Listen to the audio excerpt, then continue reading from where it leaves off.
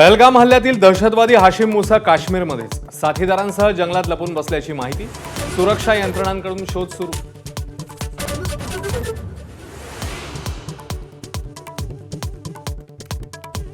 पाकिस्तानातील सूत्रधारांशी संवाद साधण्यासाठी दहशतवाद्यांकडून अल्ट्रा नावाच्या अत्याधुनिक डिव्हाइसचा वापर, तर जंगलातील रस्ते शोधण्यासाठी इंटरनेटशिवाय चालणाऱ्या ॲपची मदत।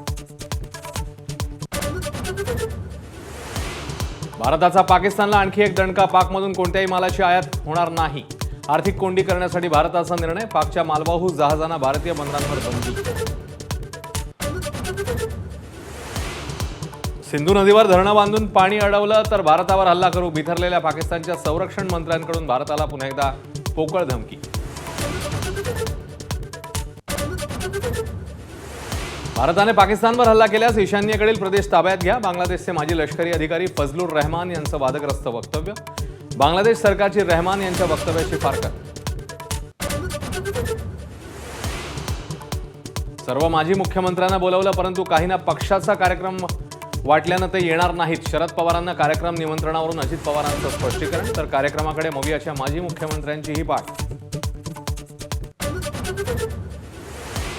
अजित पवारांच्या राष्ट्रवादीकडनं माजी मुख्यमंत्र्यांचा सत्कार सोहळा, निमंत्रण नसल्यानं शरद पवार उपस्थित राहणार नाहीत, तर मोवियाच्या माजी मुख्यमंत्र्यांचीही पाठ। अर्थ खात्यातले शकुनी डोकं जास्त चालवतात, सामाजिक न्याय विभागाचा निधी लाडक्या बहिणींना वळवल्याच्या दाव्यानंतर मंत्री संजय शिरसाटांचा संताप। लाडकी बहीणचा एप्रिलचा हप्ता जमा होण्यास सुरुवात। पुण्यातील कार्यक्रमानिमित्ताने शरद पवार आणि उद्योगपती अदानी यांची भेट। पुणे विद्यापीठाच्या सायन्स अँड टेक्नॉलॉजी पार्कमधील कार्यक्रमामध्ये पवार आणि अदानी एकत्र।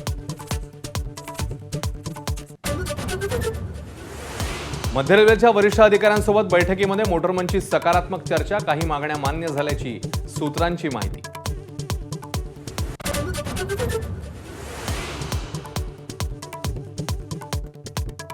शिर्डीच्या साईबाबा संस्थानला धमकीचा ईमेल, मंदिर बॉम्बने उडवून देण्याची धमकी। साई संस्थानसह पोलीस यंत्रणा अलर्ट। गोव्यातल्या शिरगावात श्री लईराई देवीच्या यात्रेदरम्यान चेंगराचेंगरी, 7 जणांचा मृत्यू, 30 पेक्षा जास्त जखमी।